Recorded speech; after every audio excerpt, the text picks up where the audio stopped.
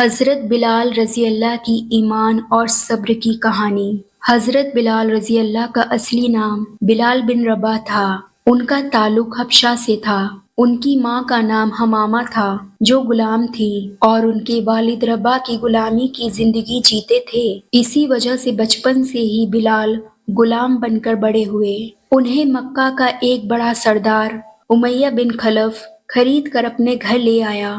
امیہ بہت ظالم انسان تھا اور غلاموں سے جانوروں جیسا سلوک کرتا تھا۔ جب اللہ کے رسول حضرت محمد صلی اللہ علیہ وسلم نے لوگوں کو اسلام کی دعوت دی اور کہا اللہ ایک ہے، اس کی ہی عبادت کرو، یہ بے نیاز ہے اور محمد صلی اللہ علیہ وسلم اس کے رسول ہیں، تو حضرت بلال رضی اللہ کے دل میں یہ بات گہرائی تک اتر گئی۔ انہوں نے دل سے لا الہ الا اللہ محمد الرسول اللہ کو مان لیا۔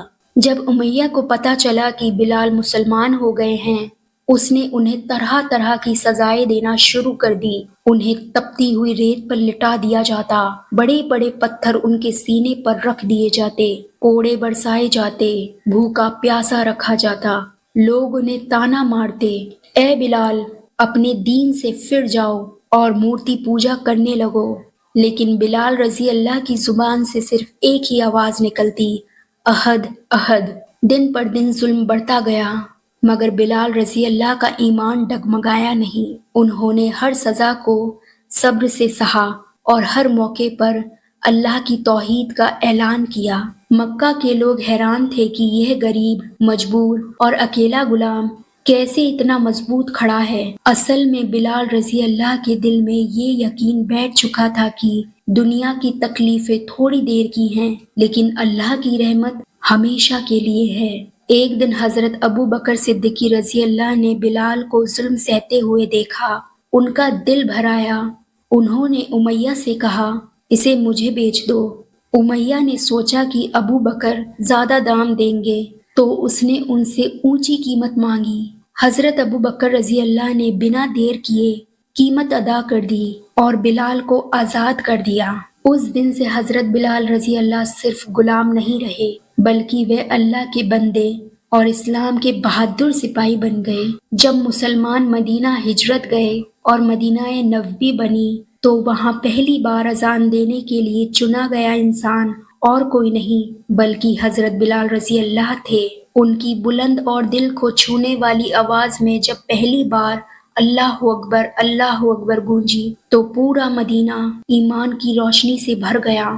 حضرت بلال رضی اللہ زندگی بھر اللہ اور اس کے رسول صلی اللہ علیہ وسلم کے وفادار رہے۔ جب ان کا وقت وفات آیا تو ان کی بیوی رونے لگی اور افسوس کرنے لگی، لیکن حضرت بلال رضی اللہ نے مسکرا کر کہا افسوس مت کرو بلکہ مجھے خوشی ہے کہ میں کل محمد صلی اللہ علیہ وسلم اور ان کے ساتھیوں سے ملنے جا رہا ہوں۔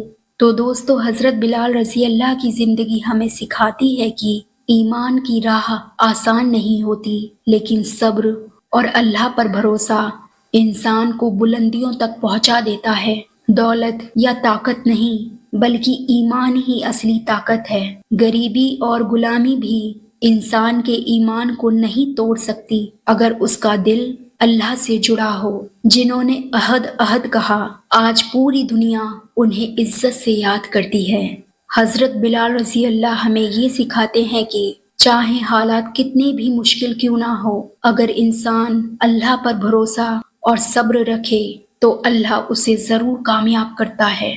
تو میرے پیارے دوستو، یہ تھی حضرت بلال رضی اللہ کی سچی کہانی۔ اگر یہ کہانی آپ کو اچھی لگی ہو تو اس ویڈیو کو لائک اور شیئر کرنا بالکل بھی نہ بھولیں۔ ایسی اور ویڈیوز دیکھنے کے لیے اور ہمارے اس چینل سے جڑے رہنے کے لیے ابھی ہمارے اس چینل کو سبسکرائب ضرور کر لیں۔ ملتی ہوں آپ سے اپنی نیکسٹ ویڈیو میں، جب تک کے لیے اللہ حافظ۔